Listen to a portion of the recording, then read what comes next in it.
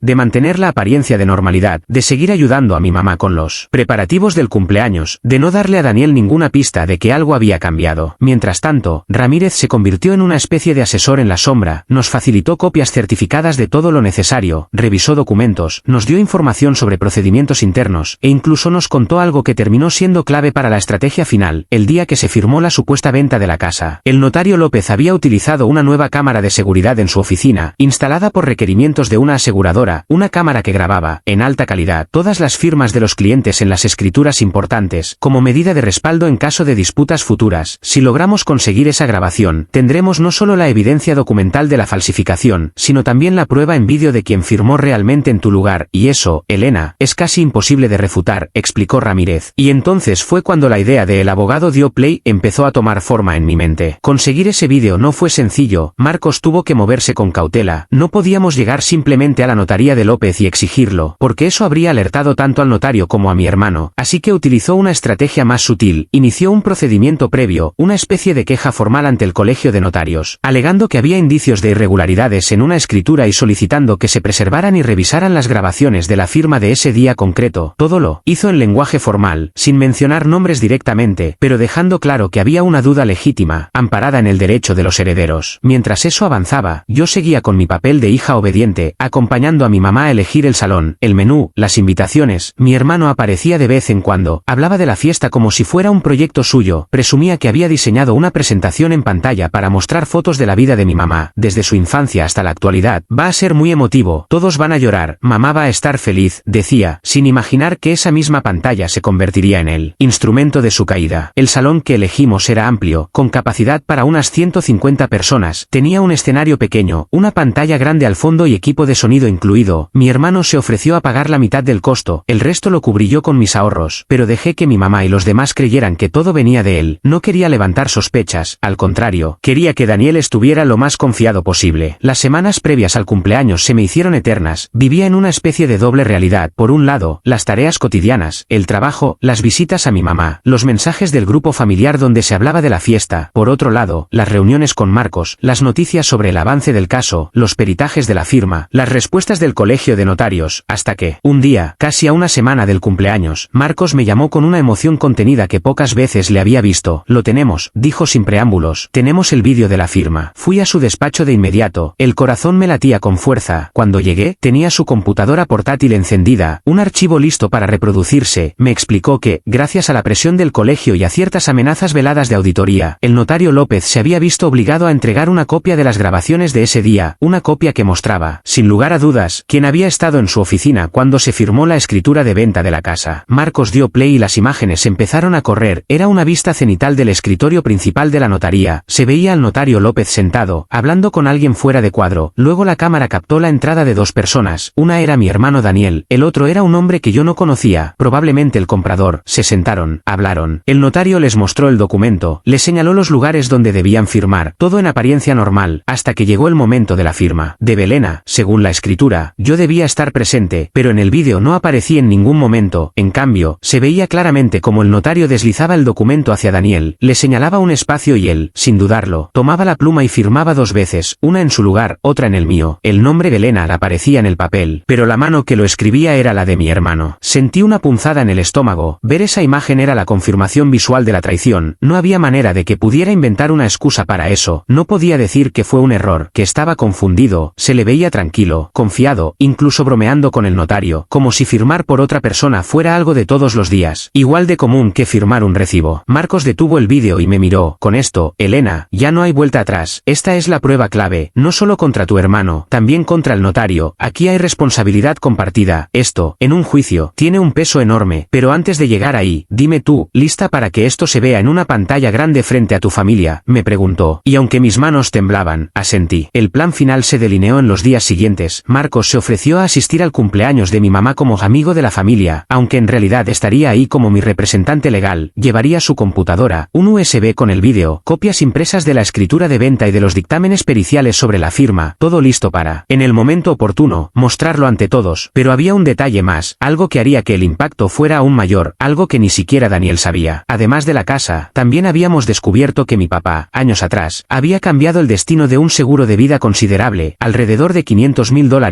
Originalmente iba a ser repartido entre los dos hermanos, pero después de detectar ciertos comportamientos irresponsables en Daniel, había decidido dejarme a mí como beneficiaria principal, con la condición de que usara ese dinero para asegurar mi futuro y para cuidar de mi madre si alguna vez lo necesitaba. Ese seguro se había hecho efectivo después de su muerte, pero yo no había tocado ese dinero, lo había invertido discretamente, siguiendo los consejos de un asesor financiero, y ahora, mientras mi hermano se empeñaba en tratarme como la hermana pobre, la que no tenía nada, la que debía sentirse agradecida por lo que él gestionaba, yo tenía una cantidad importante a mi nombre, bien resguardada, lejos de su alcance. Decidimos que esa sería la segunda parte del golpe. Primero, la revelación de la falsificación y la venta ilegal de la casa, después, la exposición de la verdad sobre mi situación económica, no para presumir, sino para desmontar por completo el relato que mi hermano había construido sobre mi frente a la familia, porque yo sabía, por comentarios aislados, que él se había encargado de pintarme como la hermana que siempre está necesitada, la que no sabe manejar el dinero, la que seguro terminará pidiéndoles ayuda, y esa imagen había calado en algunos, incluso en mi madre a veces, aunque nunca lo decía abiertamente. El día del cumpleaños llegó, el salón estaba decorado con globos dorados y blancos, en el centro había un gran letrero que decía Feliz 70, mamá, las mesas estaban llenas de arreglos florales sencillos pero bonitos, había música suave de fondo y un ambiente de celebración. Llegaron tíos, primos, vecinos, algunos amigos de la infancia de mi mamá, incluso colegas de mi papá que todavía la visitaban de vez en cuando. En total, habría al menos 100 personas, quizá más. Era el escenario perfecto para lo que estaba por suceder. Aunque por fuera yo mantenía una sonrisa, por dentro mi corazón latía con una mezcla de nerviosismo y cierta calma extraña, la calma de quien sabe que ya no se está dejando pisotear. Daniel llegó un poco tarde, como siempre, buscando la atención de todos al entrar. Traía un ramo de flores enorme, se acercó a mi mamá, la abrazó, le habló al oído, todos los miraban con ternura, él sabía cómo manejar esas escenas, abrazó también a algunos parientes, saludó a los invitados importantes con esa seguridad de quien se siente dueño del lugar. Cuando me vio a mí, se limitó a sentir con la cabeza, una cortesía fría. Yo le devolví el gesto, sin mostrarle nada de lo que estaba por venir. En el fondo del salón, junto a la cabina del DJ, estaba la mesa donde se controlaba la pantalla y el proyector. Daniel había llevado una USB con la presentación de fotos que había preparado, se la entregó al encargado de sonido con instrucciones precisas sobre el momento en que debía proyectarse. Él iba a tomar el micrófono, decir unas palabras sobre nuestra madre y luego dar paso al vídeo. Lo tenía todo calculado para quedar como el hijo perfecto. Lo que no sabía era que Marcos ya había hablado con el encargado del sonido antes de que Daniel llegara. Le había explicado, con una mezcla de argumentos técnicos y una pequeña propina, que habría una segunda USB que debía proyectarse cuando él se lo indicara. Le pidió discreción y el chico, que no tenía lealtad con nadie en particular más que con su pago, aceptó sin problema. A mitad de la fiesta, después de que todos habían comido, llegó el momento de los discursos. Algunos tíos dijeron palabras cariñosas, mi mamá lloró un poco, recordando a mi papá. Yo me acerqué y dije unas palabras sencillas pero sinceras sobre lo fuerte que ella había sido desde que él murió, sobre lo agradecida que estaba de tenerla. La gente aplaudió. Fue un momento emotivo y auténtico. Después, le tocaba el turno a Daniel. Mi hermano tomó el micrófono con la seguridad de un presentador de televisión, hizo algunas bromas ligeras, habló de la infancia, de cómo nuestra mamá siempre había estado ahí para nosotros, de los sacrificios que había hecho. La gente se reía, asentía, se emocionaba. Yo lo miraba y no podía evitar pensar en lo contradictorio que era verlo hablar así, tan lleno de palabras bonitas, mientras en silencio estaba destruyendo la mayor herencia que mis padres habían construido juntos. Al final de su discurso, anunció con orgullo que había preparado un vídeo especial, un viaje por la vida de nuestra madre, dijo. Todos aplaudieron, las luces del salón se atenuaron un poco, la pantalla se encendió y empezaron a pasar fotos. Mi mamá de niña, mi mamá de joven, mi mamá en su boda con mi papá, mi mamá embarazada de Daniel, luego conmigo en brazos. Fiestas, navidades, momentos felices, la gente suspiraba, algunos lloraban. Era un montaje efectivo, sentimental, bien hecho. Daniel me miró de reojo con una expresión de triunfo, como si dijera mira de lo que soy capaz. Yo soy el hijo que da espectáculo, el que emociona, tú no. Pero su sonrisa se empezó a desdibujar cuando el vídeo terminó. En lugar de que el DJ regresara a la música como él esperaba, Marcos se levantó de su asiento, se acercó al encargado del sonido y le dijo algo al oído. El chico asintió, tomó la segunda USB, la conectó, y de pronto, en la pantalla, apareció una imagen congelada de una oficina, una mesa, documentos, una cámara fija, nada que pareciera tener que ver con con el cumpleaños de mi madre. Al principio la gente se confundió, algunos pensaron que era un error técnico, que quizá el vídeo de Daniel se había reiniciado mal. Él mismo frunció el ceño, se acercó a la mesa del DJ con gesto molesto, pero antes de que pudiera decir algo, Marcos tomó el micrófono. Perdón que interrumpa, sé que estamos aquí para celebrar a la señora Patricia, una mujer admirable, una madre ejemplar, una esposa que acompañó a nuestro querido Héctor hasta el final, comenzó, su tono era respetuoso pero firme. La gente se quedó en silencio, mi mamá lo miró sorprendida. Yo soy Marcos Herrera, amigo y abogado de Elena, la hija de Patricia y Héctor, y hoy, con todo el respeto del mundo, y precisamente porque esta familia merece la verdad, necesitamos mostrar algo que afecta directamente a la señora Patricia y a la memoria de Héctor. En ese momento, algunos empezaron a murmurar. Daniel, que ya estaba junto al DJ, se puso rígido. ¿Qué estás haciendo, Elena?, murmuró entre dientes, acercándose a mí, pero yo no le respondí, me limité a mirarlo a los ojos, sin bajar la mirada. Por primera vez en la vida no retrocedí ante su intimidación. La imagen en la pantalla empezó a moverse, el vídeo del despacho de López había comenzado, se veía al notario sentado, luego entrando a mi hermano, saludando, conversando, unas risas. Mi mamá arrugó el ceño. ¿Qué es esto? Ese es Daniel, murmuró. Algunos tíos también lo reconocieron. Oye, ¿no eres tú?, le preguntó uno, medio en broma, pero Daniel ya no sonreía, iba de un lado a otro, como si buscara una forma de detener todo aquello, pero el volumen de la música había bajado y la atención estaba fijada en la pantalla. Marcos siguió hablando mientras el vídeo corría. Hace unos meses, se realizó una operación con la casa donde la señora Patricia ha vivido durante décadas, la casa que construyó junto a Héctor, la casa donde crecieron Daniel y Elena. Esa casa fue vendida, pero no con el consentimiento de todos los herederos. Alguien decidió firmar en nombre de otra persona. Alguien decidió falsificar una firma, confiando en que nadie se daría cuenta, confiando en que la familia no sabría leer lo que estaba frente a sus ojos. Sus palabras se sincronizaban con el momento en el que, en la pantalla, el notario deslizaba el documento hacia Daniel y este tomaba la pluma. Y entonces ocurrió el momento clave, el que quedaría grabado en la memoria de todos los presentes, en el que mi venganza empezó a tomar forma real delante de más de 100 testigos. El abogado dio play justo en el segundo exacto en que la mano de mi hermano firmaba donde debería haber firmado yo. El nombre Elena aparecía en el papel, pero la cámara mostraba claramente que quien sostenía la pluma era Daniel, no yo. Un silencio pesado cayó sobre el salón, incluso la música de fondo se había cortado por completo, solo se escuchaba el zumbido del proyector y la respiración contenida de los presentes. Mi mamá llevó una mano a su boca, sus ojos se llenaron de lágrimas. No, no puede ser, susurró, sin despegar la vista de la pantalla. Algunos parientes empezaron a murmurar entre sí, otros miraban a Daniel con incredulidad. Mi hermano, en un intento desesperado por retomar el control, se lanzó hacia la mesa del DJ, intentó desconectar el cable del proyector, pero Marcos se anticipó, se interpuso entre él y el equipo, con una calma que contrastaba con la ira evidente de Daniel. Te recomiendo que no toques nada, Daniel, todo lo que estás viendo aquí tiene respaldo, este no es el único USB, tampoco es la única copia del vídeo, apagar el proyector no va a borrar lo que hiciste, dijo en voz lo suficientemente alta como para que los de la primera fila lo escucharan. Uno de mis tíos se levantó de su asiento y se acercó. ¿Qué está pasando aquí?, preguntó, mirando a Daniel con una mezcla de confusión y sospecha. Mi hermano intentó recuperar su máscara de seguridad. Esto es un malentendido, una exageración, yo puedo explicarlo, es una manipulación, Elena está dramatizando, empezó a decir, pero su voz ya no tenía el mismo efecto que antes. La imagen del vídeo seguía en la pantalla, congelada en el momento en que su mano firmaba por mí. Esa escena hablaba más fuerte que sus excusas. El murmullo en el salón empezó a crecer como una ola. Primero fueron susurros incrédulos, luego exclamaciones cortas, preguntas lanzadas al aire. ¿Es en serio? No puede ser, pero si es su hermano, todo mezclado con la respiración entrecortada de mi madre, que seguía mirando la pantalla como si quisiera que la imagen se deshiciera por pura fuerza de voluntad. Pero ahí estaba, congelada, la mano de su hijo mayor firmando donde debía firmar su hija menor, la evidencia de una traición que ya no podía ocultarse bajo alfombras emocionales. Daniel seguía intentando recomponer su papel, levantó las manos como pidiendo calma, tomó aire y habló con un tono que intentaba sonar indignado y herido al mismo tiempo. Mamá, por favor, no escuches a este abogado, esto está sacado de contexto, esa firma fue un trámite, fue un acuerdo entre todos, Elena sabía, Elena estuvo de acuerdo, lo que pasa es que ahora se arrepiente y quiere hacer un drama delante de todos ustedes, dijo, mientras me señalaba con un gesto acusador, como si yo fuera la culpable de haberle obligado a falsificar mi firma. Sentí la mirada de varias personas sobre mí, algunos buscando en mi rostro una confirmación de sus palabras, pero yo ya no era la Elena silenciosa de antes, la que prefería callar para evitar conflictos. Di un paso hacia adelante, tomé el micrófono que Marcos me ofreció, y por primera vez en mucho tiempo, hablé sin temblar. Nunca firmé esa escritura, nunca estuve en esa notaría, nunca autoricé la venta de la casa de mi madre. Lo que están viendo ahí es a mi hermano firmando por mí, su mano, su trazo, su decisión de borrarme del mapa como si yo no existiera, dije. Mi voz salió clara, no estaba gritando, pero cada palabra palabra llevaba el peso de meses de rabia contenida. Mi madre me miró, luego miró a Daniel, sus ojos iban de uno a otro como si intentara encontrar una fisura en la realidad, algo que le permitiera creer que todo era un malentendido, pero la evidencia estaba ahí, no era una discusión de él dijo, ella dijo, era un vídeo. Daniel intentó acercarse a ella, mamá, mírame a mí, no a ese vídeo, yo soy tu hijo, tú sabes que nunca haría algo para lastimarte, esto es una jugada de Elena porque está resentida, porque siempre ha querido más de lo que le corresponde. Al escuchar eso, varios tíos se inquietaron, uno de ellos, el hermano mayor de mi madre, tomó la palabra desde su mesa, Daniel, eso que se ve en la pantalla no se explica con resentimientos, una firma es una firma, y ahí se ve clarito que estás firmando por alguien más, ¿cómo llamas tú a eso?, preguntó con severidad, se notaba que estaba profundamente decepcionado. Marcos aprovechó ese momento para retomar el micrófono, su presencia imponía calma y orden en medio del caos emocional. Para quienes quizá no entienden del todo lo que están viendo, déjenme ponerlo en términos simples, comenzó, la casa donde la señora Patricia vive, la casa de toda la vida, estaba protegida por un testamento en el que se establecía que ella sería la dueña mientras viviera y, en su defecto, sería dividida en partes iguales entre sus dos hijos, Daniel y Elena. Eso es lo que Héctor, su esposo, decidió, lo que dejó por escrito, lo que la ley reconoce. Sin embargo, hace unos meses, Daniel decidió vender esa casa, su parte y la de su hermana, pero no contó con el consentimiento de Elena, no la invitó, no la informó, no la convocó para firmar, en lugar de eso, firmó en su nombre, simulando su consentimiento. Eso, legalmente, se llama falsificación de firma, fraude, abuso de confianza, y es un delito. Al escuchar la palabra delito, un murmullo nuevo se extendió, esta vez más cargado de indignación. No era solo un asunto de cosas de hermanos, era algo que, de repente, podía involucrar policías, jueces, tribunales. La imagen inmaculada que Daniel había construido frente a la familia empezaba a resquebrajarse frente a todos. Mi madre se llevó una mano al pecho, tuve miedo de que se desmayara, pero una de mis primas se acercó a sostenerla, le ofrecieron agua, ella la rechazó con un gesto, seguía mirando a Daniel. Dime que eso no es verdad, le pidió, su voz sonaba rota, dime que no vendiste la casa, nuestra casa, sin decirme nada, sin decirle nada a tu hermana, dime que no hiciste eso. Daniel, cada palabra era como un latigazo, no solo para él, también para mí, porque a pesar de todo, nadie quiere ver a su madre sufrir así. Daniel respiró hondo, se pasó una mano por el cabello, parecía acorralado, pero aún así intentó una última maniobra. Mamá, si vendí la casa, pero fue por el bien de todos, tú no puedes seguir en esa casa vieja, llena de recuerdos tristes, yo iba a comprarte un departamento más cómodo, más moderno, más seguro, yo estaba resolviendo las cosas. Elena no entiende de esto, se aferra al pasado, se aferra a los papeles, yo soy el que ha tenido que cargar con las deudas, con los gastos, con todo, tú, siempre lo has sabido, siempre he sido yo el que da la cara. Lo de la firma fue un error administrativo, el notario me dijo que no pasaba nada, que podía firmar por ella, que era solo un formalismo, mentía con una mezcla de medias verdades, intentando arrastrar al notario López para compartir la culpa, pero su discurso sonaba hueco al lado del vídeo y de lo que todos estaban viendo. Marcos no se quedó callado, curioso que lo llames, un error administrativo, Daniel, porque el notario López ya fue consultado por las autoridades internas del colegio, y los vídeos, las escrituras, todo indica que él sabía perfectamente que Elena no estaba presente, que tú estabas firmando dos veces, y de hecho, hay más, dijo, levantando un folder. Tenemos un dictamen pericial que demuestra que la firma que aparece en la escritura como Elena no corresponde a su trazo habitual. Hay diferencias claras, técnicas, que un experto ha señalado, lo cual refuerza lo que aquí vemos. No fue un error, fue una decisión consciente de suplantar la identidad de tu hermana para vender algo que no era solo tuyo. Algunos de mis primos empezaron a mirar a Daniel como si no lo reconocieran. Una tía, que siempre lo había defendido, murmuró: no lo puedo creer, siempre pensé que era exageración de Elena, pero esto, y se quedó sin palabras. Mi madre empezó a llorar, no un llanto escandaloso, sino silencioso, de esos que salen del lugar más profundo. Héctor te adoraba, Daniel, confiaba en ti, te dio tantas oportunidades, tantos recursos, tantas cosas, y así le pagas, vendiendo la casa que construyó con tanto esfuerzo, mintiendo, falsificando, y encima teniendo el descaro de hacerlo a espaldas de tu hermana, de mí, de todos. Su voz temblaba de decepción, más que de rabia, y eso parecía golpear a Daniel más fuerte que cualquier grito. Vi cómo su mirada se endurecía, iba y venía entre la culpa y la arrogancia. Finalmente se aferró a lo único que parecía quedarle, su orgullo. Están dramatizando, la casa ya está vendida, no hay nada que puedan hacer, el dinero ya fue invertido, no lo voy a devolver. Si ustedes quieren hacer un escándalo, háganlo. Pero la realidad es que muchos aquí se han beneficiado de mi generosidad, de mis fiestas, de mis ayudas, y ahora vienen a juzgarme por un trámite mal hecho, dijo, alzando la voz, tratando de voltear la culpa hacia la hipocresía de los demás. Marcos lo miró con calma. Ahí te equivocas, Daniel, si hay mucho que se puede hacer, de hecho, ya se está haciendo. Este vídeo, estas copias, no están solo aquí, frente a tu familia, están respaldadas, hay una denuncia en preparación, y créeme, cuando un juez vea todo esto, no va a llamarlo un error administrativo, va a llamarlo por su nombre, falsificación de documento público, fraude en perjuicio de un heredero, y eso conlleva consecuencias penales, incluso cárcel. El silencio que siguió a esa palabra fue helado. Cárcel. Nadie en mi familia había imaginado nunca que uno de los suyos pudiera enfrentarse a eso. Daniel se rió con una risa nerviosa, sin humor. Cárcel, por favor, esto no va a llegar tan lejos, no te atreverías, Elena, no vas a meter a tu propio hermano a la cárcel, mamá no te lo perdonaría, dijo, mirándome con esa vieja mezcla de amenaza y manipulación emocional que tantas veces le había funcionado en el pasado, pero algo se quebró en ese momento, no en mí, sino en mi madre. No la metas a ella en esto, dijo mi mamá de pronto, su voz salió más firme de lo que esperaba. Todos la miramos. Si alguien no ha pensado en mí en todo esto, eres tú, Daniel, no Elena. Ella ha estado aquí, conmigo, desde que tu padre murió. Ella ha corrido a las citas médicas, ha organizado las cuentas, ha revisado los papeles, mientras tú estabas en tus viajes, en tus negocios, en tus fiestas. Si ahora hay un problema, no es por culpa de Elena, es por tus decisiones, y si la ley dice que lo que hiciste es un delito, tendrás que responder. Yo no voy a pedirle a mi hija que se sacrifique para protegerte cuando tú no tuviste reparo en poner en riesgo la casa donde vivo. Sus palabras cayeron como un mazazo, incluso yo me sorprendí, no porque dudara de su amor por mí, sino porque nunca la había visto confrontar así a Daniel. Sentí algo en el pecho, una mezcla de alivio y dolor. Mi madre, la misma que tantas veces había minimizado mis quejas para no crear problemas, estaba ahora poniéndose del lado de la verdad, aunque eso significara reconocer que su hijo mayor había cruzado una línea. Marcos asintió. Nadie aquí quiere ver a nadie en la cárcel, preferiríamos que las cosas se resolvieran de otra manera, pero para eso, Daniel, tendrías que asumir lo que hiciste, reconocerlo, colaborar para revertir el daño, porque aunque tú digas que ya no hay nada que hacer, la verdad es que sí hay salidas, siempre y cuando estés dispuesto a enfrentar las consecuencias. Entonces sacó otro documento. El comprador de la casa, al enterarse de estas irregularidades, ha manifestado su disposición para revisar la operación. Nadie quiere verse involucrado en un escándalo legal, y menos con pruebas tan claras de falsificación. Si tú devuelves el dinero, si reconoces que actuaste sin el consentimiento de tu hermana, hay margen para anular la compraventa y que la casa vuelva al patrimonio familiar, pero si te sigues negando, lo que sigue es un proceso penal con todas sus consecuencias. La sorpresa se reflejó en los rostros de muchos, incluido el mío. Marcos había avanzado más de lo que yo sabía, había hablado con el comprador, le había mostrado parte de la situación y había conseguido su cooperación, no por altruismo, sino por interés propio. Nadie que invierte $500,000 en una propiedad quiere terminar enredado en un caso de fraude familiar con posible repercusión mediática. Daniel se quedó callado por unos segundos. Aquello había tocado otro punto de su ego, el del hombre de negocios, el que no quería que su nombre se viera manchado en ningún círculo profesional. Lo vi hacer cálculos internos, dividir su orgullo entre el miedo a perderlo todo y el deseo de mantener su fachada. ¿Y qué hay de ella?, dijo al fin, señalándome con desgano. De Elena, de la que ahora se victimiza. ¿Por qué nadie habla de que ella siempre ha sido la que menos aporta, la que siempre está con lo justo, la que no sabe manejar el dinero? Yo me he roto la espalda para que esta familia no se caiga y ella solo sabe llorar y revisar papeles. Sus palabras me dolieron, no porque creyera que tenían razón, sino porque reflejaban exactamente la imagen que había estado proyectando de mí durante años. Esta vez fui yo quien tomó el micrófono, pero no con rabia, sino con una tranquilidad que ni yo sabía que tenía. Qué curioso que lo menciones, Daniel, porque justamente de eso también vamos a hablar hoy, de quien aporta qué, de quien ha sabido manejar el dinero y de quien no, dije. Luego miré a Marcos, que asintió y me pasó otro folder. Dentro había copias de estados de cuenta, contratos y un documento en particular que era clave. Muchos aquí probablemente piensan, porque así se lo han contado, que yo soy la hermana que apenas sobrevive, la que no tiene nada, la que algún día iba a terminar pidiéndoles ayuda a ustedes. Continué, mirando a mis tíos, a mis primos, pero la realidad es otra, y les voy a contar algo que muy pocas personas sabían, ni siquiera mi mamá lo sabía con detalle hasta hace poco. Me volví hacia ella y le tomé la mano. Papá no solo nos dejó la casa y una propiedad pequeña, también dejó un seguro de vida, un seguro por $500,000, que hace años decidió cambiar para que yo fuera la beneficiaria principal, no porque quisiera favorecerme por capricho, sino porque sabía cómo se manejaba Daniel con el dinero. Sabía que tú, mamá, siempre ibas a querer protegerlo, aunque eso significara dejarme a mí en segundo plano, así que decidió asegurar que, pasara lo que pasara, yo tendría algo con que defenderme, algo que nadie pudiera quitarme. La sorpresa fue general. Pude ver las expresiones de asombro, incluso de incredulidad. Algunos se removieron incómodos. Daniel abrió los ojos desmesuradamente. Ese seguro se hizo efectivo cuando papá murió. Yo recibí ese dinero, pero no lo gasté en viajes ni en lujos, no compré coches caros ni hice fiestas, lo invertí, lo coloqué en instrumentos financieros, en un fondo que, con el tiempo, ha crecido. Hoy en día, mientras tú vas por ahí diciendo que yo no tengo nada, que dependo de tu generosidad, la realidad es que tengo más liquidez que tú, Daniel, dije, no como una humillación gratuita, sino como una verdad que necesitaba ser dicha. Marcos intervino. Además, gracias a los documentos que el señor Héctor dejó en vida vida, se ha podido confirmar que Elena es la única beneficiaria de otra propiedad importante en las afueras de la ciudad, un terreno con construcción parcial que se ha revalorizado mucho en los últimos años, y que está a su nombre por una donación condicionada firmada y registrada antes de que el señor Héctor enfermara gravemente, es decir, mientras Daniel se dedicaba a malvender la casa familiar, Elena ha sido, sin decir nada, dueña de una propiedad cuyo valor actual supera los $300.000, más sus inversiones, más su trabajo estable como contadora. Ella es, en este momento, mucho más solvente que el hermano que se jacta de ser el pilar económico de la familia. Sus palabras dejaron al salón en un silencio aún más denso. Ver sus caras fue revelador. Algunos estaban genuinamente sorprendidos de que no fuera yo la débil, la necesitada, otros parecían avergonzados de haber creído sin cuestionar lo que Daniel les había dicho sobre mí. Mi madre me estrechó la mano con fuerza. ¿Por qué no me habías dicho nada?, susurró, no con reproche, sino con algo de tristeza. Porque no quería que sintieras que papá te estaba dejando al margen, quería que supieras que podías contar conmigo si lo necesitabas, pero no quería que el dinero se convirtiera en otro motivo para que Daniel hiciera drama, le respondí suavemente. Daniel miraba a su alrededor, como si el mundo se hubiera dado vuelta de golpe. Ya no era el hermano exitoso frente a la hermana modesta, ahora era el hombre que había cometido un fraude, frente a la hermana que había sido previsora, que había guardado silencio mientras él se destruía a sí mismo con sus propias decisiones. Así que no, Daniel, continué, yo no soy la que siempre se queda con lo justo, yo no soy la que no sabe manejar el dinero, yo soy la que aprendió de papá a leer bien los documentos, a cuidar lo que tiene, a no confiar en cualquiera, y mientras tú subestimabas eso, creyendo que lo único que importaba eran las apariencias, yo me preparaba para un día como hoy, en el que ya no pudiera seguir callando, en el que tuviera que defender lo que me corresponde, no solo la casa, sino el respeto que tú me has negado desde que éramos niños. Los ojos de Daniel brillaban de rabia, su orgullo estaba herido de muerte. Así que te crees mejor que yo ahora, no, porque papá decidió darte ese seguro y esa propiedad, te sientes superior, pero sin mí, tú no serías nada, siempre has sido la sombra, la que nadie ve, la que solo sirve para llorar con mamá, escupió, con esa crueldad que sacaba cuando se sentía acorralado. Antes de que pudiera seguir, uno de mis primos, que se había mantenido callado todo este tiempo, se levantó y habló con firmeza. No, Daniel, sin Elena tú y tu mamá ya estarían en la calle, porque tú fuiste el que casi pierdes la casa entera con tu error administrativo. Si no fuera por los documentos que dejó tu papá y por la decisión de Elena de actuar, tú habrías rematado lo único que les quedaba. ¿Quién es la sombra aquí realmente? Sus palabras arrancaron algunos murmullos de aprobación. Otros simplemente miraban a Daniel con asco. En ese momento, se acercaron al salón dos policías que Marcos había contactado discretamente, no para detener a nadie de inmediato, sino para dejar claro que el asunto no era un simple espectáculo familiar, sino un proceso en marcha. Hablaron en voz baja con él. Luego uno de ellos tomó el micrófono brevemente. Buenas noches. No queremos interrumpir más de lo necesario, solo venimos a notificar al señor Daniel que hay una investigación preliminar abierta por una posible falsificación de firma en un documento público relacionado con la venta de un bien inmueble. Esto no es una detención, todavía, pero sí una advertencia formal de que tiene la obligación de comparecer cuando sea citado. Cualquier intento de obstruir la investigación o de huir complicaría su situación, dijo, con profesionalidad. No era un show, era el inicio de algo serio. Ver a dos agentes de policía ahí, en medio de globos dorados y un pastel enorme con el número 70, fue surrealista, pero también muy simbólico. La justicia, aunque tardía, estaba entrando por la puerta principal en una familia que llevaba años barriendo problemas bajo la alfombra. Mi madre rompió en llanto al ver a los policías, no por vergüenza, sino por la confirmación de que lo que estaba pasando era real, tangible, que ya no podía maquillarse como un malentendido. La prima que estaba a su lado la abrazó. Yo me arrodillé junto a ella, le tomé las manos. Mamá, lo siento, sé que no querías que tu cumpleaños fuera así, pero era ahora o nunca. Si no frenábamos esto hoy, mañana podrías recibir una orden de desalojo, podrían venir a sacarte de la casa donde has vivido toda tu vida, y no porque la vida sea injusta, sino porque tu propio hijo decidió venderla sin avisarte, sin respetar la voluntad de papá, le dije con la voz quebrada. Era mi verdad, mi dolor y también mi defensa. Ella me miró a los ojos, entre lágrimas, y asintió despacio. Lo sé, hija, y aunque me duela verlo así, prefiero saber la verdad, prefiero que se haga justicia. Héctor no habría querido que nos calláramos para proteger a quien no nos protegió. Sus palabras fueron como un cierre simbólico a años de silencios. Daniel, viendo que todo se derrumbaba, intentó hacer un último movimiento. No van a poder demostrar nada, ese vídeo se puede manipular, esos peritajes se compran, y además, yo no soy el único responsable. El notario sabía, el comprador sabía, todos sabían. No me van a dejar solo en esto, decía, tratando de arrastrar a otros en su caída. Pero ya nadie lo escuchaba con la misma credibilidad. Los policías anotaron su reacción. Marcos guardó cuidadosamente sus carpetas, y yo sentí que, aunque la batalla legal apenas comenzaba, algo muy importante se había ganado ya. La verdad había dejado de ser un secreto. Los días posteriores al cumpleaños de mi madre fueron una mezcla extraña de silencio y ruido. Silencio en las conversaciones directas con algunos familiares que no sabían qué decir después de haber visto todo lo que vieron, y ruido en los grupos de WhatsApp, en las llamadas entre primos y tíos, en los comentarios que circulaban como susurros digitales sobre lo que había sucedido en el salón. ¿Viste el vídeo? No puedo creer que Daniel haya hecho eso, pobre Patricia, lo que tuvo que vivir. El día de su cumpleaños, cada mensaje era un recordatorio de que, aunque yo había conseguido sacar la verdad a la luz, nada de eso había sido gratis desde el punto de vista emocional. Mi madre pasó varios días en una especie de estado de shock, hablaba poco, preguntaba cosas concretas. ¿Qué va a pasar con la casa? ¿De verdad la pueden recuperar? ¿Daniel va a ir a la cárcel? Mi respuesta siempre intentaba ser honesta y al mismo tiempo cuidadosa. Estamos trabajando en eso, mamá. Todavía hay procesos, nada es inmediato, pero el vídeo, las pruebas, lo que se hizo en la fiesta, todo eso ayuda mucho. No van a poder borrarlo como si no hubiera pasado, le decía, y era verdad. La justicia legal es lenta, pero la social había sido inmediata, y eso ya había cambiado las dinámicas de poder dentro de la familia. Daniel, por su parte, desapareció unos días, se refugió en su departamento, dejó de contestar mensajes, incluso a mi madre, lo supe porque ella lo llamaba y el teléfono sonaba sin respuesta. Yo no lo buscaba, no sentía ya la necesidad de perseguirlo para pedir explicaciones. Esas explicaciones las daría de pie, frente a un juez, o sentado, frente a un escritorio de autoridad, pero no frente a mí. Yo había hecho lo que tenía que hacer, había decidido no cubrirlo más, y eso incluía no ir detrás de él para ofrecerle consuelo por las consecuencias de sus actos. Marcos siguió moviendo las piezas legales. Unos días después del cumpleaños, formalizó la denuncia penal por falsificación de firma y fraude, acompañada de todas las pruebas, el vídeo de la notaría, las copias de la escritura, el dictamen pericial caligráfico, el testamento de mi padre, incluso algunos mensajes de texto en los que Daniel me hablaba de trámites resueltos sin detalles, que ayudaban a construir el contexto de su intención de actuar a espaldas mías. El notario López también entró en el radar. El colegio de notarios abrió un expediente disciplinario en su contra, y la posibilidad de que perdiera su patente empezó a ser más que un rumor. El comprador de la casa, un empresario que había visto una oportunidad en la propiedad por su ubicación, pidió una reunión con Marcos, conmigo y con mi madre. Quería aclarar su postura, no lo conocíamos, así que al principio lo miré con recelo, pero pronto quedó claro que, aunque se había beneficiado de una operación irregular, no había sido él quien la había planeado. Había confiado en que los papeles estaban en orden, en la palabra del notario y de Daniel. Yo no quiero problemas, señora Patricia, le dijo a mi madre. Cuando me enteré de todo lo que pasó, de la firma falsificada, del vídeo, de la denuncia, entendí que no podía aferrarme a una compra que, aunque registrada, está manchada desde el inicio. No estoy interesado en quedarme con una propiedad que fue obtenida con una mentira, así que estoy dispuesto a revertir la operación siempre y cuando se me devuelva el dinero que pagué y los gastos que ya he hecho en trámites. Fue directo, estaba más preocupado por evitar un escándalo legal que por pelear una casa. Eso, que a primera vista podría parecer sencillo, no lo era tanto, porque el dinero de la venta, esos $500.000 que habían llegado a manos de Daniel, ya no estaban en su totalidad. Marcos había rastreado parte de los movimientos bancarios y había descubierto que Daniel había usado una porción considerable para saldar deudas, otra para mantener su estilo de vida y una parte más para cubrir algunos negocios que no tenían respaldo claro. En resumen, no tenía el total disponible para simplemente regresar el monto y deshacer la operación de un día para otro. Marcos fue contundente: legalmente, la compraventa puede ser anulada por vicio de consentimiento, porque Elena nunca autorizó la venta, y porque hay falsificación probada en el documento. Eso significa que usted, como comprador, puede exigir la restitución del dinero y la devolución de la propiedad, y, si no se logra de manera voluntaria, puede demandar a Daniel por daños y perjuicios. Pero lo más práctico es que lleguemos a un acuerdo antes de ir a juicio, explicó. El empresario asintió. No quería arrastrar el proceso por años. El problema era Daniel, que al principio se negaba a devolver lo que quedaba. Pretendía sostener que la venta era válida y que lo que él había hecho era, en sus palabras, una simplificación de trámites, como si firmar por otro fuera solo un atajo administrativo. Pero el peso de la realidad empezó a aplastarlo: la noticia de la denuncia, la amenaza de una imputación formal, la posibilidad de que el notario López decidiera colaborar para reducir su propia responsabilidad entregando más detalles sobre cómo se había gestionado la firma. Todo eso lo fue acorralando. Pasaron unas semanas hasta que finalmente se realizó una audiencia preliminar, una de esas en las que las partes se sientan frente a un juez para plantear posiciones y explorar posibles acuerdos antes de entrar de lleno a un proceso largo. Estar en esa sala, con Daniel sentado a unos metros, con su abogado a su lado, con el notario López aún más lejos, evitando miradas directas, fue un momento que nunca voy a olvidar, no porque fuera dramático en el sentido cinematográfico, sino porque representaba algo que mi padre siempre había defendido: la idea de que, tarde o temprano, las cosas se resuelven frente a la ley, no solo en las comidas familiares. Marcos expuso el caso con claridad, presentó el vídeo, el dictamen de la firma, el testamento, habló de la venta a un precio por debajo del valor real de mercado, de la ausencia de mi firma. Mientras tanto, el abogado de Daniel intentaba enmarcarlo como un malentendido, como una imprudencia, sí, pero no como una intención dolosa. Mi cliente actuó bajo la creencia de que podía firmar en representación de su hermana, basándose basándose en un poder otorgado por su difunto padre, hubo un exceso, quizá una interpretación errónea, pero no una intención de perjudicarla. De hecho, no la dejó sin techo. La señora Patricia sigue viviendo en la casa y no ha habido ningún intento de desalojo, dijo, como si eso fuera una atenuante suficiente. El juez, un hombre de mirada cansada pero explicaciones claras, fue directo. Aquí hay dos cosas que no se pueden ignorar. Número 1, la firma de la señorita Elena en la escritura no coincide con su trazo habitual. Hay un dictamen pericial que lo acredita. Número 2, el vídeo de la notaría muestra al señor Daniel firmando 2 veces, una de ellas en el espacio destinado a la firma de la señorita Elena, sin que ella esté presente. Eso no es un malentendido, es una sustitución de identidad, y eso, en derecho, se llama falsificación. Podemos discutir matices sobre la intención, pero el acto en sí mismo es objetivamente grave. Miré de reojo a Daniel, su mandíbula estaba apretada, su máscara de seguridad se había desmoronado, ya no podía sostener su versión de los hechos con tanta facilidad cuando un juez le estaba diciendo, con todas las letras, que lo que había hecho era grave. El representante del comprador se levantó y habló: yo solo quiero que esto se resuelva, no quiero pelear ni con la señora Patricia ni con Elena, ni estar en medio de una guerra familiar. Yo pagué una suma importante por la casa, estoy dispuesto a devolver la propiedad siempre que se me reintegre lo que pagué y los gastos que ya hice, pero si no hay acuerdo, me veré obligado a demandar a Daniel por el total, más daños y perjuicios. Fue claro, no tenía interés en proteger a Daniel por lealtad o amistad, era un negocio. Marcos propuso una vía intermedia: hay una opción que puede equilibrar esto, su señoría, el señor Daniel puede evitar, al menos en parte, las consecuencias penales más duras si colabora para revertir la venta, entrega el dinero que aún tiene disponible, acepta que el resto se cubra con una hipoteca sobre los bienes que todavía estén a su nombre y firma un compromiso de pago con plazos definidos. Si incumple, entonces el comprador puede ejecutar la hipoteca o demandar directamente. Por otro lado, si este acuerdo se formaliza y la casa regresa al patrimonio de la señora Patricia y su hija, la parte acusadora está dispuesta a valorar una salida alternativa en el terreno penal, como la suspensión condicional del proceso, siempre y cuando el señor Daniel cumpla estrictamente con las condiciones. Era una negociación dura, pero razonable. El juez tomó nota, miró a Daniel y le preguntó directamente: ¿está dispuesto a asumir la responsabilidad económica de sus actos para evitar un escenario penal más severo? Daniel dudó, se removió en su asiento, miró a su abogado, miró al comprador, miró, por primera vez en mucho tiempo, a mí, y luego a mi madre, que estaba sentada en la parte destinada al público, con los ojos enrojecidos pero la espalda recta. Ella no dijo nada, no había lástima en su mirada, solo cansancio, y quizá una última esperanza de que su hijo eligiera, al menos ahora, el camino correcto. Sí, dijo finalmente, con la voz baja, estoy dispuesto a firmar lo que sea necesario para revertir la venta, devolver lo que pueda y asumir el resto en pagos. Esa frase, que años atrás yo habría interpretado como un gesto de redención, ahora la veía como lo que realmente era, la aceptación de que ya no podía salirse con la suya. El acuerdo se fue construyendo en las semanas siguientes. Daniel tuvo que vender uno de sus coches de lujo, liquidar inversiones mal hechas, renunciar a ciertos privilegios, y, aún así, no alcanzaba todo. Fue necesario que se comprometiera a pagos mensuales durante varios años, bajo amenaza de ejecución de sus bienes si incumplía. Por su parte, yo, con el consejo de Marcos y del asesor financiero que llevaba mis inversiones, decidí aportar una parte de mi fondo, no para salvar a Daniel, sino para asegurar que la casa regresara a manos de mi madre lo antes posible. Lo hice como una forma de honrar la memoria de mi padre y de cerrar ese capítulo. Sabía que ese dinero no era un regalo a mi hermano, era una inversión en la estabilidad de mi madre. Cuando finalmente se firmó la anulación de la compraventa y la casa fue registrada nuevamente a nombre de mi madre, sentí una mezcla de alivio y melancolía. Estaba en la misma oficina donde tantos meses antes había visto el vídeo de la traición, ahora firmaba la reversión de ese acto. Era como si el círculo se cerrara, pero al mismo tiempo sabía que había cicatrices que no se iban a borrar tan fácilmente. En el ámbito penal, el acuerdo y la reversión del daño material influyeron. Marcos consiguió que el proceso se encauzara hacia una salida alternativa, una suspensión condicional siempre y cuando Daniel cumpliera con el pago completo al comprador y asistiera a ciertas sesiones de mediación y reparación simbólica, además de una sanción profesional que lo obligaba a alejarse temporalmente de actividades financieras directas. El notario López no tuvo tanta suerte. El colegio de notarios inició un proceso disciplinario que terminó con la suspensión de su patente durante varios años. Su prestigio quedó gravemente dañado, quizá más que su situación económica. La familia, como era de esperarse, no volvió a ser la misma. Algunos tomaron distancia de Daniel, incapaces de mirarlo sin recordar el vídeo en la pantalla del salón. Otros intentaron justificarlo, hablando de estrés, de malas influencias, de errores que cualquiera puede cometer, pero cada vez que alguien intentaba minimizar lo ocurrido en mi presencia, mi madre intervenía y decía algo que se volvió una especie de frase recurrente: una cosa es equivocarse, y otra muy distinta es falsificar la firma de tu hermana para vender la casa de tu madre. No lo decía gritando, pero era contundente. Nuestra relación con Daniel se volvió casi inexistente. Él se aisló en su orgullo herido, hizo algunos esfuerzos al principio por acercarse a mi madre, enviándole enviándole mensajes, llamándola de vez en cuando, pero ella respondía con cordialidad fría, sin permitir que el tema de la casa quedara enterrado bajo frases vacías. Yo te perdono como hijo, Daniel, pero eso no significa que olvide lo que hiciste, ni que confíe en ti como antes, le dijo una vez. Él colgó y estuvo semanas sin llamarla. Con el tiempo, mi madre tomó una decisión que me sorprendió y, al mismo tiempo, me llenó de orgullo. Quería asegurar que, pasara lo que pasara en el futuro, nadie pudiera volver a poner en riesgo la casa, así que decidió hacer un nuevo testamento, esta vez con una cláusula clara: la casa quedaría a mi nombre, con el derecho de que ella viviera ahí hasta su muerte, sin posibilidad de venta ni hipoteca sin mi consentimiento. No fue una decisión fácil para ella, lo sé, porque sentía que era como aceptar que Daniel no era de fiar, pero también era, en cierto modo, un acto de justicia. Tu padre quería que tú estuvieras protegida, ahora yo también quiero eso, me dijo cuando salimos de la notaría después de firmar. Yo seguí con mi vida profesional, mi trabajo como contadora se fortaleció, incluso algunos de los invitados que estuvieron en el cumpleaños, viendo cómo manejé todo, me empezaron a recomendar, me buscaban para que revisara papeles, contratos, herencias. Irónicamente, el escándalo familiar terminó consolidando mi reputación como alguien que no se deja engañar, que sabe leer la letra pequeña. El terreno y la construcción parcial que mi padre me había dejado también se convirtieron en parte de mi nuevo inicio. Con la ayuda del asesor financiero y de un arquitecto de confianza, transformamos ese lugar en un pequeño conjunto de departamentos, nada ostentoso, pero moderno y bien planificado. Los alquilé a familias jóvenes y profesionales, generando un ingreso estable que, sumado a mi trabajo y a las inversiones del seguro, me dio una independencia que nunca antes había imaginado. No necesitaba la aprobación de nadie, ni los favores de nadie, mucho menos los de un hermano que me había querido convencer de que yo no valía nada sin él. Un año después del cumpleaños de mi madre, organizamos una pequeña reunión en la casa, esta vez sin globos dorados ni pantallas, solo una comida sencilla con algunos familiares cercanos, los que se habían mantenido presentes sin tomar partido por conveniencia. Era una forma de celebrar no un número, sino la paz. Mi madre se veía más tranquila. Había aceptado que Daniel era quien era, sin idealizarlo, sin justificarlo, y aunque le dolía su ausencia, había encontrado una nueva fuerza en nuestra relación, en la certeza de que no estaba sola. Esa tarde, mientras lavábamos los platos juntas, me miró y dijo algo que aún resuena en mi mente: sabes, hija, si tu padre hubiera visto todo lo que pasó, se habría enojado mucho al principio, se habría sentido traicionado por Daniel, pero al final se habría sentido orgulloso de ti, de cómo te defendiste, de cómo usaste lo que él te enseñó sobre los documentos, sobre la ley, para evitar una injusticia. Esa fue su verdadera herencia para ti, más que la casa, más que el dinero. Te enseñó a no dejar que te pasaran por encima. Sus palabras me hicieron llorar, porque eran el reconocimiento que había esperado desde niña, no como un elogio pasajero, sino como una afirmación de mi valor. Daniel, eventualmente, cumplió con los pagos pactados, no por un súbito ataque de moralidad, sino por la presión legal y financiera. Algunos de sus negocios fracasaron, otros sobrevivieron a medias. Ya no tenía la misma credibilidad de antes. La noticia de su problema legal con la casa se fue filtrando poco a poco en ciertos círculos profesionales, no como un escándalo público, pero sí como un rumor lo suficientemente fuerte como para que algunos pensaran dos veces antes de asociarse con él. Ese fue su karma silencioso, menos vistoso que una detención, pero igual de devastador para alguien que había construido su identidad en la imagen de éxito impecable. Nunca hubo una reconciliación grande ni dramática entre nosotros, no hubo abrazos, ni disculpas públicas, ni escenas de redención. Lo más cercano fue un mensaje de texto que recibí de él meses después de la resolución del caso. Era corto, casi escueto: sé que piensas que soy un monstruo, no voy a pedirte perdón porque sé que no lo aceptarías, pero al menos ya devolví la casa, ya no tienes de qué preocuparte, cuida a mamá. Lo leí varias veces, sentí rabia, tristeza y una cierta compasión. Distante, pero no respondí, no porque quisiera prolongar el conflicto, sino porque entendí que no tenía nada más que decirle. Yo ya había dicho y hecho todo lo que estaba en mis manos. La venganza que muchos imaginarían como algo ruidoso, lleno de gritos y humillaciones, para mí fue otra cosa. Fue la firmeza de mostrar el vídeo en el momento preciso, el acto de permitir que el abogado diera play frente a toda la familia, no para destruir por destruir, sino para exponer lo que se estaba haciendo en la oscuridad. Fue la decisión de llevar el caso ante la ley, de no ceder ante chantajes emocionales, de no aceptar acuerdos bajo la mesa que me pedían silencio a cambio de migajas. Esa fue mi verdadera venganza, obligar a mi hermano a enfrentar las consecuencias de sus actos en un foro donde su carisma y sus sonrisas falsas no tenían valor. A veces, cuando paso por la sala de la casa y veo las fotos de mi papá en la pared, me detengo unos segundos, le hablo en silencio: lo logramos, papá, tu casa sigue aquí, mamá sigue aquí, y lo que tú me enseñaste no se perdió, y aunque no haya respuesta audible, siento que, de algún modo, él estaba presente en cada paso, en cada firma, en cada decisión que tomé desde el día en que mi hermano me dijo, con toda su soberbia, que ya había vendido mi parte, sin imaginar que yo tenía las escrituras originales, las copias, los respaldos y, sobre todo, la voluntad de no dejar que me borrara de mi propia historia, porque al final, la verdadera herencia no fueron solo los bienes, fueron los principios. ellos, la capacidad de decir basta, de convertir el dolor en acción, de usar la verdad como arma, y de entender que, aunque la familia pueda traicionar, uno no tiene la obligación de callar para proteger a quien no tuvo reparo en intentar destruirlo. Y si algo aprendí de todo esto es que, a veces, la justicia no llega con sirenas ni sentencias escandalosas, sino con un simple gesto en un salón de fiestas, cuando el abogado da play y deja que las imágenes hablen, frente a todos, sin gritos, sin golpes, solo con la fuerza inapelable de la verdad.